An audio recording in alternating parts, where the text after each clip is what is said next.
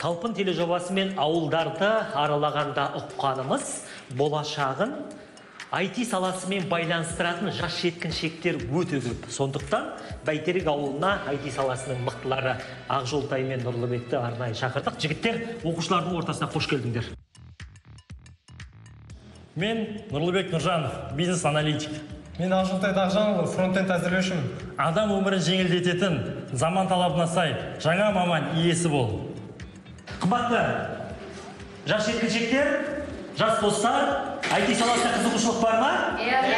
Бүгіннен IT саласына деген қызығушылық басталса, келешек керемет болады.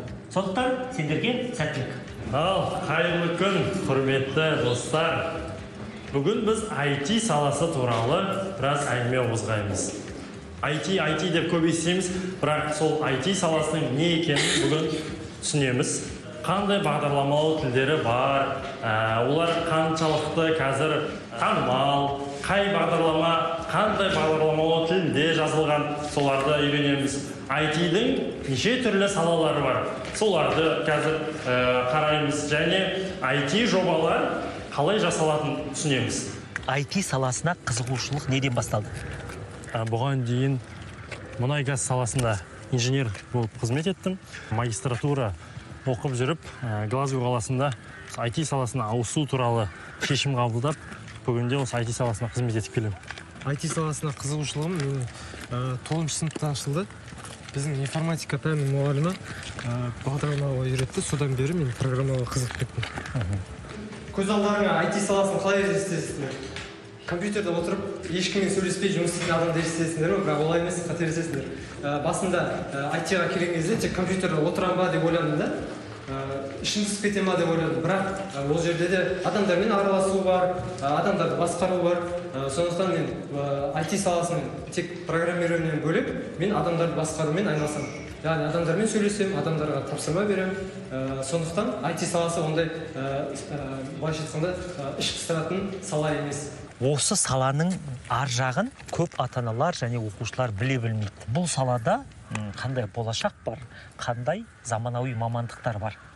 Неше түрлі IT-дің ішінде салалары дамып келе жатыр. Оның ішінде ойын жасау, деректер туралы ғылым дамып келе жатыр. Және artificial intelligence дейді, machine learning дейтін сияқты салалар бар.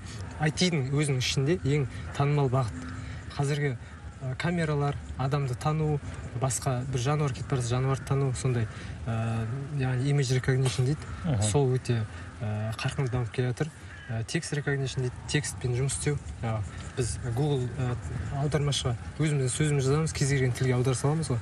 Өміріміз жеңілдететін құралдар. Қазірдің өзінде IT дамып жатыр десек те, бізге адамдар жетіспейді. IT саласына адамдар жетіспегендігі сонша, біз кейбір жобаларға шетелден, басқа мемлекеттерден адамдарды тарттырып, біздің жобаға әкеліп жатырмыз.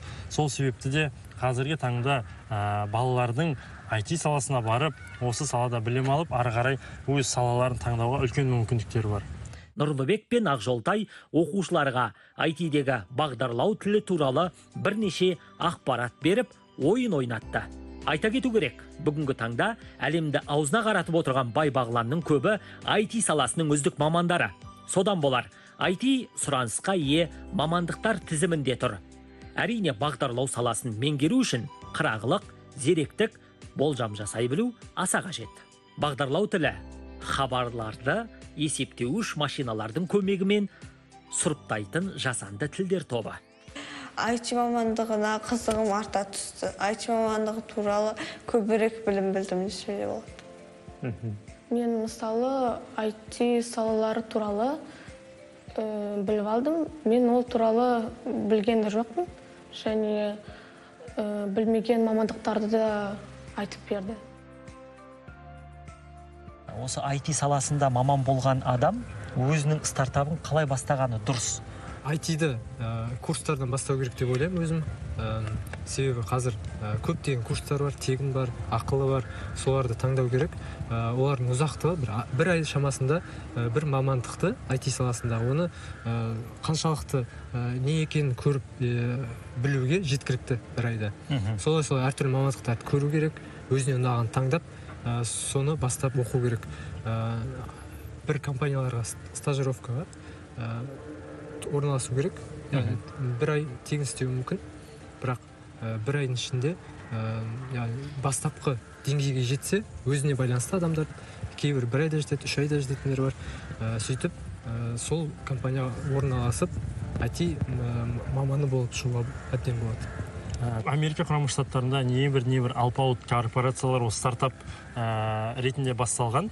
Оны бәріміз білеміз. Мысалы, Стив Джобстар жаңағы үйдің астынан гаражынан бастаған, сарайынан бастаған.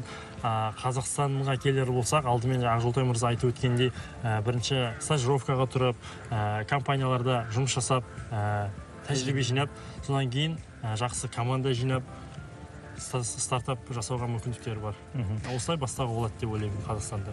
Шеберлік сабақтары барысында Нұрлыбек пен Ақжолтай оқушыларға бағдарлау тілдері арқылы жұмыс істеу тәртібін көрсетті. Мынау ма? Код жазу? Программист сезінасыңдар ма өздеріңді? Қазір бізге код береді, сол кодты енгіземіз.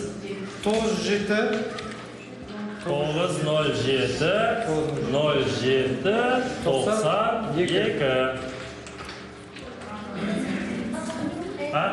Enter'ді басамыз. Қанат кірді. Енді аттарымыз жазамыз өздеріміз. Немесе екеуіңіз отырғандар топ құрып топтың атын жазсаңыздар болады. Екеуің де ауылдан шыққан азаматсыңдар. Ауыл баласына IT-да жетістікке жету оңай ма, қиын ба? Өз тәжірибелеріңнен айтсаңдар. Ол әр адамның ниетіне қарай деуге келеді. Себебі мен өз сөзімде балаларға айта кеткенде, ең алдымен мықты арман керек. Арманды мақсатқа айналдыра білу керек және әрекет ету керек. Оның армандағанға дейін мықты ниет керек. Осының бәрі бірігіп келіп жетістікті құрайды. Бізде ауыл баласы қала баласынан төмен деген ой қалыптасқан. Бірақ біз салыстырмалы түрде қарасақ, олай емес қазір.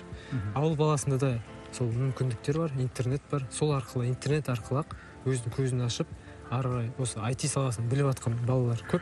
Сондықтан ауыл баласы қандай, қала баласы қалай, екеуі де IT саласына бірдей мүмкіндікпен келе алады деген ойдамын.